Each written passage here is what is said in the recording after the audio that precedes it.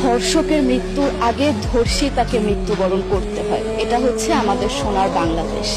একজন ধর্ষকের জীবনের মূল্যটা এত বেশি যে তাকে ফাঁসির মঞ্চে দাঁড় করা যাবে না।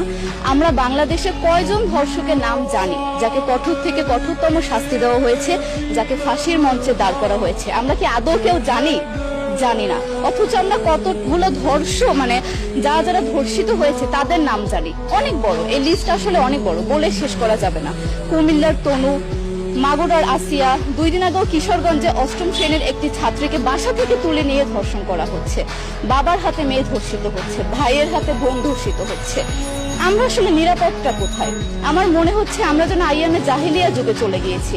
মাঝে মধ্যে মনে হয় এর থেকেও খারাপ সময় আছি আমরা, কারণ ওই যুগে মেয়েরা অ্যাটলিস্ট সম্মান নিয়ে মৃত্যুবরণ করতে পারত। জন্মের পরপর জ্যান্ত মাটিতে পুঁতে দেওয়া হতো, আর আমাদের ধর্ষণ করে নির্মম ভাবে তারপর মৃত্যুবরণ করতে হচ্ছে।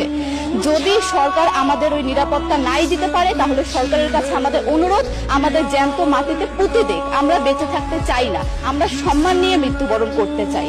আমরা এই দেশে থাকতে চাই না যে এই দেশে আমাদের কোনো নিরাপত্তা নেই, যে এই দেশে রাস্তা দিয়ে হাঁটলে আমাদের মধ্যে একটা আতঙ্ক কাজ করে, কখন কি না কি হয়ে যায়।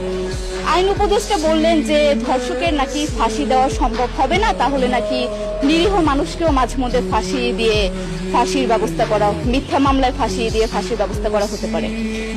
আইন উপদেষ্টার কাছে আমার প্রশ্ন, আল্লাহ না করুক আজকে যদি আপনার কাছের কেউ, আপনার বোন অথবা আপনার স্ত্রী অথবা আপনার মেয়ের সাথে যদি এরকম কোনো কিছু হতো, আপনি কি আসলে এটা বলতে পারতেন যে না, ধর্ষককে ফাঁসি দেওয়া যাবে না? কোনোদিনও পারতেন না। আপনি সবার আগে তার ফাঁসির ব্যবস্থা করতেন, সম্ভব হলে নিজের হাতে মেরে ফেলতেন।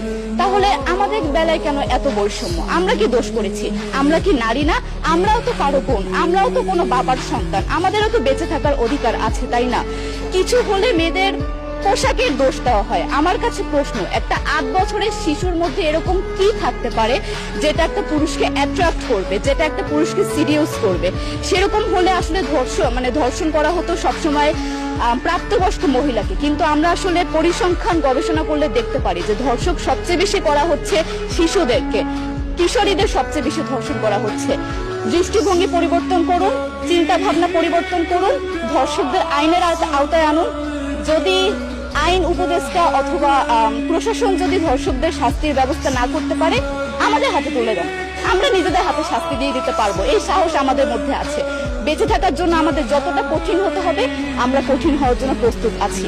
আমরা ফাঁসি চাই, ধর্ষকদের কঠোর থেকে কঠোরতম শাস্তি চাই। যতদিন না পর্যন্ত ফাঁসি দেওয়া হবে, যতদিন না পর্যন্ত ধর্ষকদের শাস্তির ব্যবস্থা করা হবে, আমরা আমাদের আন্দোলন অব্যাহত